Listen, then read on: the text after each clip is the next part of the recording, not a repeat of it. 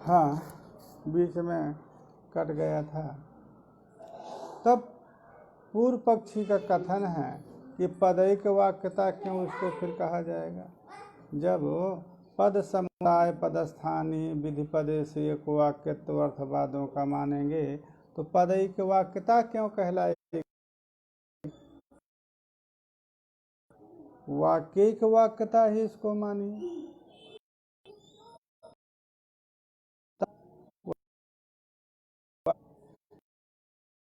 कम भिन्न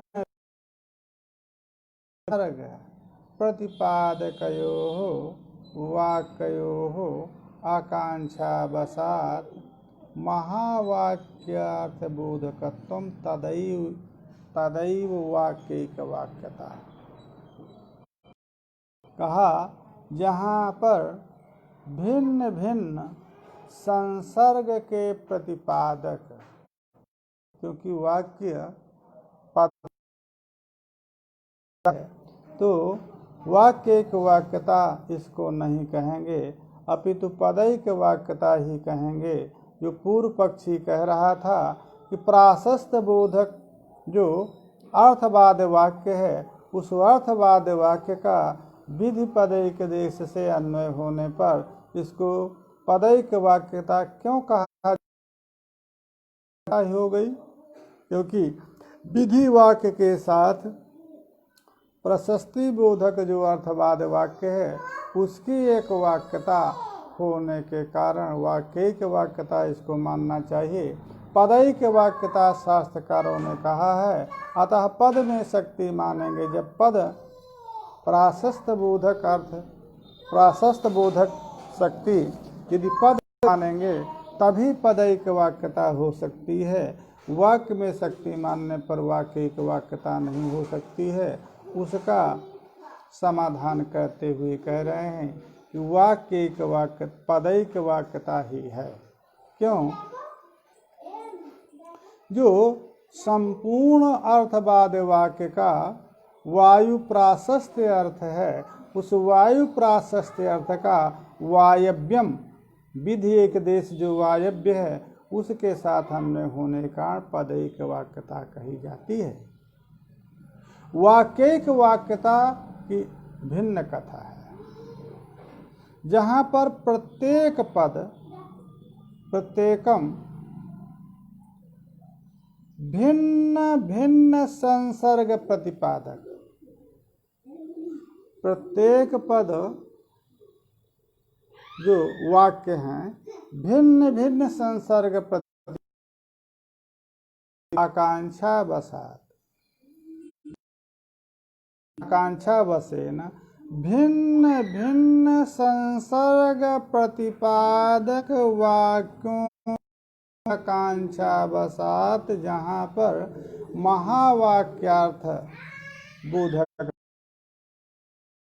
पर वाक्य माने जाते हैं। यहाँ पर संपूर्ण अर्थवाद वाक्य है, उस अर्थवाद वाक्य का लक्षणावृत्ति से केवल वायु प्राशस्त वायु प्रशंसा रूप अर्थ की ही प्रतिपत्ति है। अब दूसरा जो विधि वाक्य है वो विधि वाक्य भिन्न संसर्गावगाही है, परंतु भिन्न संसर्गावगाही होने के बाद भी संपूर्ण वाक्य के संसर्ग की अपेक्षा यहाँ पर नहीं है। अतः केवल वायु प्रशंसा की ही अपेक्षा है, प्राशस्त्य की अपेक्षा है। अतः ये पदैक वाक्यता होगी। यहाँ पर भिन्न भिन्न बोधक वाक्यों को आकांक्षा होती है, वो आकांक्षा अवसाद जहाँ महावाक्यार्थ बोध होता है वहाँ पर ही वाक्यिक वाक्यता मानी जाती है। जैसे उसका भी दृष्टांत दे रहे हैं। दर्श पूर्ण यजेत स्वर कामः दर्श पूर्ण उभाभ्याम यागाभ्याम दर्श पूर्णमास यागाभ्याम यजेत इति वाक्यानाम। दूसरी वाक्य ये वाक्य है। दूसरा वाक्य है समिधो यजते। तो दोनों दर्श पूर्णमासाभ्याम यजेत, यह जो वाक्य है यह वाक्य भिन्न संसर्ग का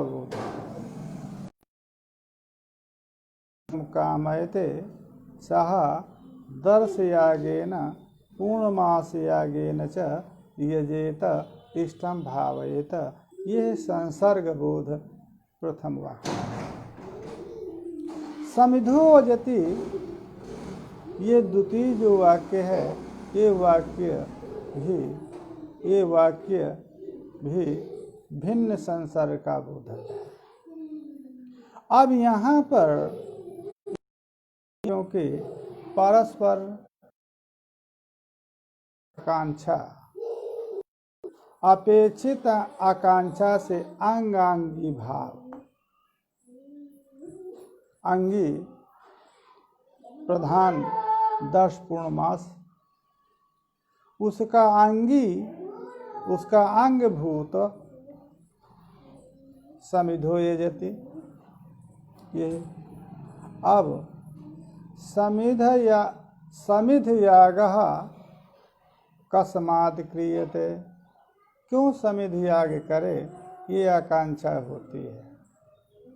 दर्श पूर्णमासाभ्याम यजेत, अत्र यजेत इष्टं भावेत 10 पूर्णमास यागेन तत्र केन, वहाँ पर हवि की अपेक्षा है। तो परस्पर दोनों वाक्य दर्श पूर्णमासाभ्याम स्वर कामो यजेत, यहाँ पर द्रव्य रूपत्वेन, द्रव्य त्याग याग है, द्रव्य रूपेण समिधो यजति इसकी आकांक्षा है। समिधो यागः किमनर्थमिति, तो दर्श पूर्णमासाभ्याम स्वर कामो यजेत, स्वर कामिनः यो यागः 10 पूर्णमास यागः तदर्थम समिध यागः। तो यहाँ पर परस्पर अपेक्षित जो अंगांगी भाव है, अंगी 10 पूर्णमास याग, अंग समिध याग, जो अंगांगी भाव अपेक्षित है, तद बोधक, उसकी बोधकता के लिए वाक्य पर भिन्न संसर्ग प्रतिपादक दोनों वाक्य भाव बोधकता के लिए वाक्य वाक्यता मानी जाती है।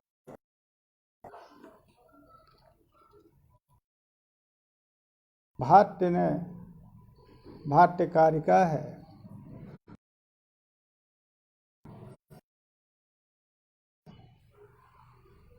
अंगांगित्वाद्यपेक्षया वाक्यानाम एक वाक्यत्वं पुनः संहत्य जायते स्वार्थबोधे समाप्तानाम, स्वार्थबोधे सम्यग् आप्तानाम,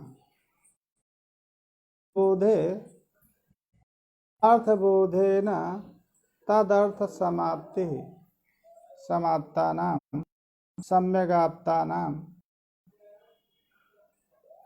वाक्यानाम। बोध वाक्य का स्वार्थ बोध पदार्थ संसर्ग बोध में समाप्ता नाम माने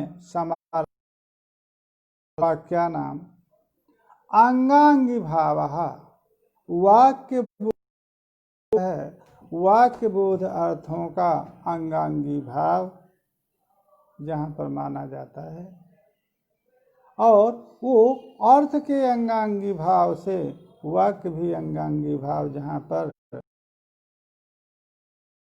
पर होती है वहाँ पर पुनः एक वाक्यत्व समुदाय रूप में एक वाक्यता होने पर अंगांगी भाव की प्रतीति होती है।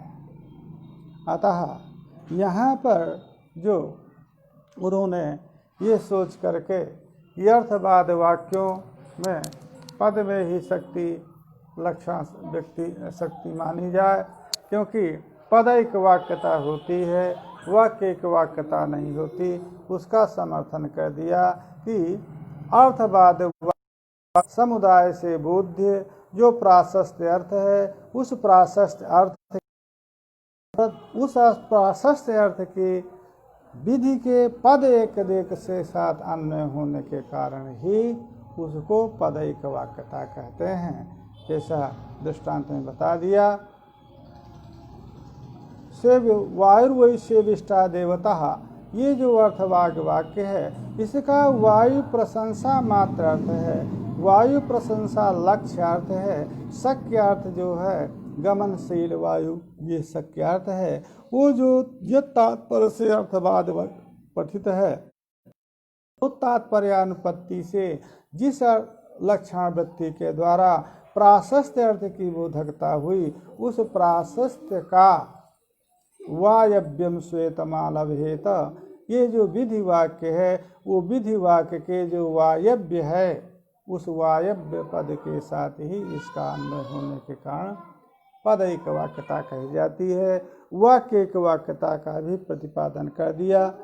कहाँ वाक्य एक वाक्यता होगी, तो वाक्य एक वाक्यता को बताया कि भिन्न संसर्ग प्रतिपादक वाक्यों का जहाँ पर अंगांगी भाव से अन्वय संभव अन्वय अपेक्षित होता है, वहाँ पर ही महावाक्यार्थ बोध होता है, वहीं पर भी आकांक्षा वो जो है वाक्य एक वाक्यता मानी जाती है। अब उसको बताने के बाद इस प्रकार से दो प्रकार के ही पदार्थ हैं, एक शक्यार्थ है और एक लक्ष्यार्थ है।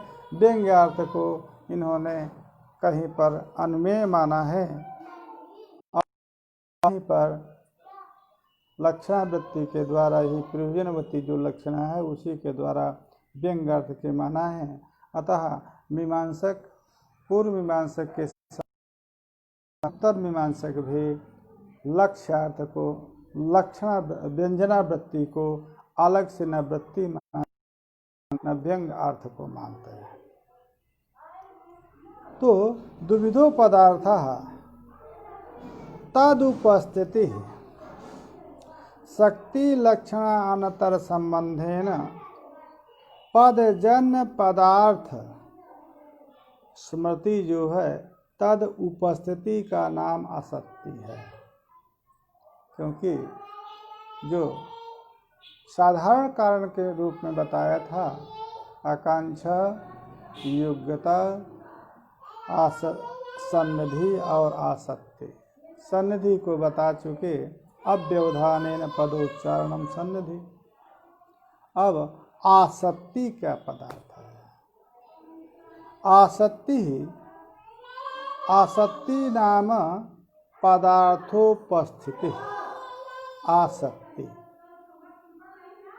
वो पदार्थोपस्थिति, वो पदार्थ शक्ति से या लक्षणा से, शक्ति लक्षणा अन्यतर संबंधेन, शक्ति संबंधेन वा लक्षणा संबंधेन वा यह पदजन्य पदार्थ स्मृति। पदजन्य पदार्थ स्मृति को ही आसक्ति कहना है, अन्यथा अन्य जन्य स्मरणादिजन्य अनुमानादिजन्य पदार्थ जो पदार्थ उपस्थिति नहीं कहना।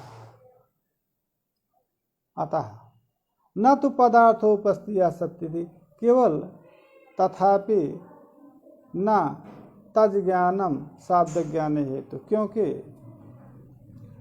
पदार्थोपस्थिति पदार्थोपस्थिति मात्रम न आसक्ति। केवल पदार्थ की उपस्थिति ही आसक्ति नहीं है, क्योंकि पदार्थ की उपस्थिति आदि प्रमाणों के द्वारा, अनुमान आदि प्रमाणों के द्वारा भी होती है। परंतु वो शाब्द बोध में हेतु है ही नहीं।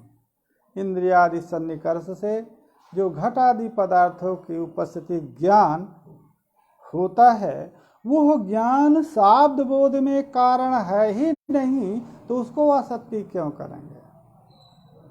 अनुमान आदि प्रमाण के द्वारा जो बन्ह्यादि पदार्थ की उपस्थिति होती है, वो उपस्थिति जो तादस बन्ह्यादि जो ज्ञान है वो शाब्द बोध में कारण ही नहीं है, अतः उसको कहेंगे अपितु तद उपस्थिति शक्ति लक्षण अन्यतरे पदजन्य पदार्थ उपस्थिति या पदेन पद श्रवणोत्तर जायमाना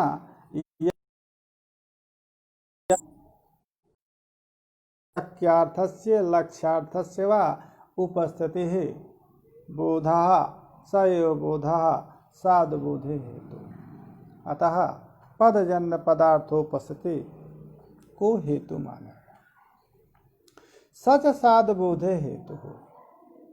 ये जो पदजन्य पदार्थ उपस्थिति है, जिस प्रकार से आकांक्षा अयोग्यता निधि जिस शाब्द बोध में कारण है, उसी प्रकार से ये आसक्ति भी शक्ति लक्षणांतर संबंधेन जो पदजन्य पदार्थोपस्थिति है, ये भी शाब्द बोध में हेतु मानी गई है।